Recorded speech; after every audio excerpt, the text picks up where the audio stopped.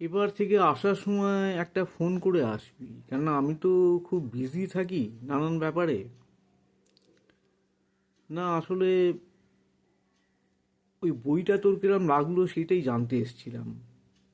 আমাদের স্কুলের দিনগুলো ওইটাতে লিখেছি, আমাদের ছোটবেলার দিনগুলো।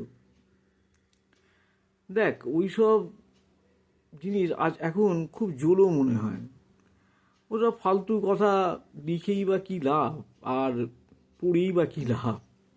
হয়তো তোর কাছে কিছু দাম এসবের এখনো আছে, আমার কাছে কোনোই দাম নেই। এখন দেখ, লাইফে অনেক পরিবর্তন হয়ে গেছে, অনেক কিছু ঘটনা ঘটে গেছে।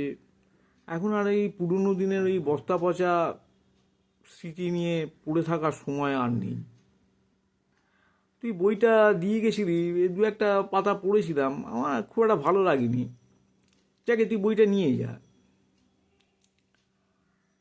তা কি আর বলবো, সুবীরের নাম বলার পর আমি তো বইটা নিয়ে বেরিয়ে আসছি। এমন সময় ও আমায় ডেকে বলল, দাঁড়া দাঁড়া একটু দাঁড়া, বলে একটা 5,000 টাকার চেক আমাকে দিল। বলে যে না, আসলে বইটা ছেপেছিস তো, কিছু পয়সা কড়ি হয়তো খরচাও হয়েছে।